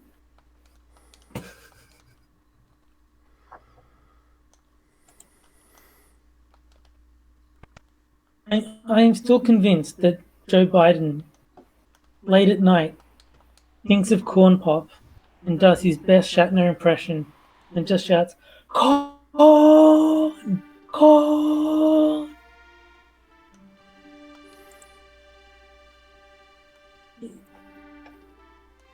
He's haunted by the memory of Corn Pop. Aren't we all?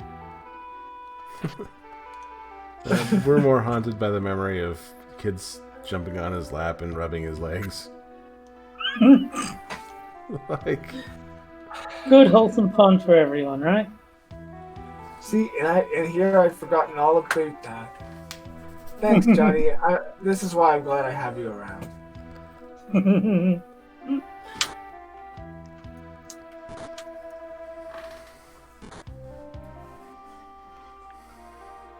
There's an idea for the ultimate edition of Torture Stream. Fucking have Joe Biden guest on, and all of us in the same room just taking turns feeling his light hair. That would be traumatizing. This is such torture. I don't want to be friends anymore.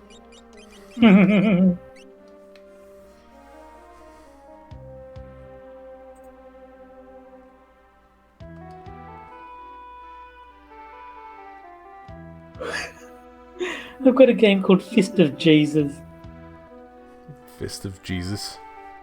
Yeah, it's a side-scrolling beat 'em up where Nice. you have Jesus and Judas are the two playable characters.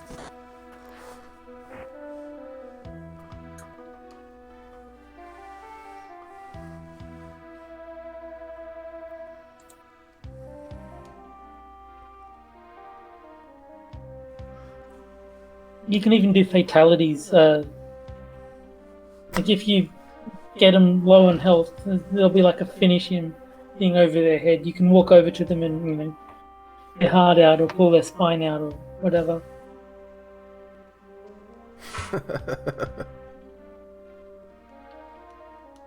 Just like the real Jesus.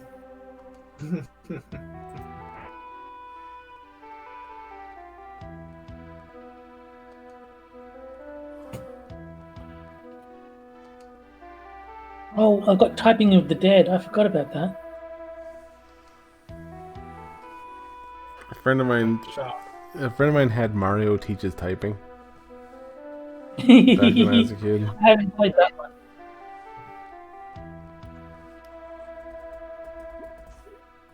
But no, Typing of the Dead. You know the old game House of the Dead, like where you had the gun and you shoot the screen. Yeah. It's that, except the zombies have words written on them, and you have to type the words to kill the zombies.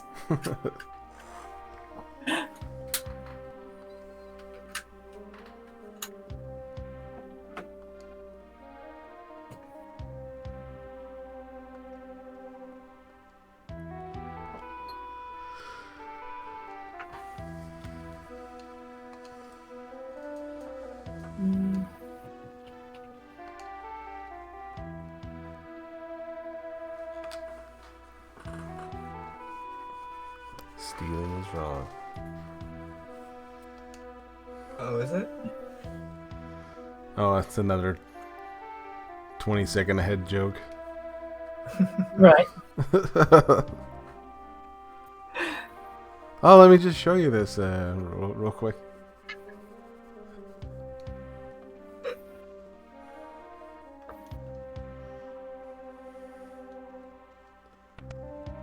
Can I save it yet? Yes, I can. Thank you.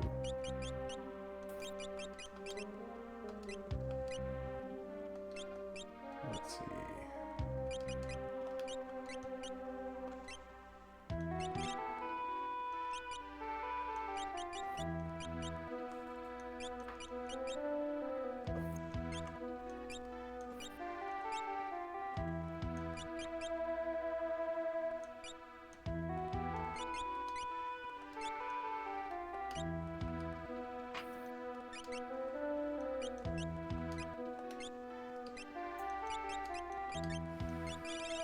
give her Excalibur.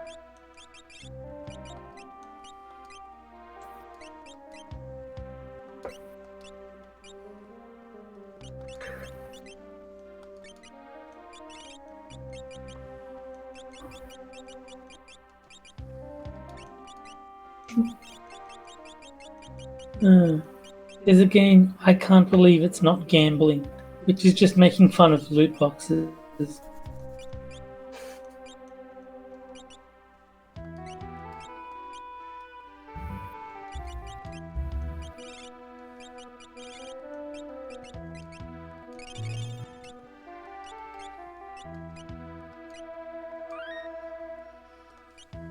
Oh, spoiler alert. That's the game where you play backwards. That's really cool.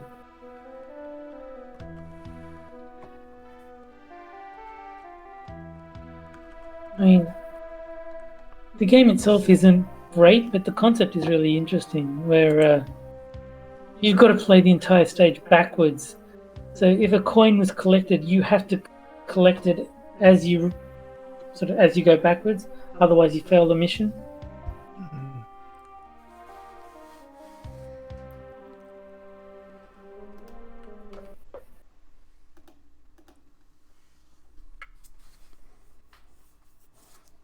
It is now 6 a.m. Mm-hmm. So I am going to call it. Fair enough. I've been yawning because it's getting close to 11 o'clock at night. So Yeah.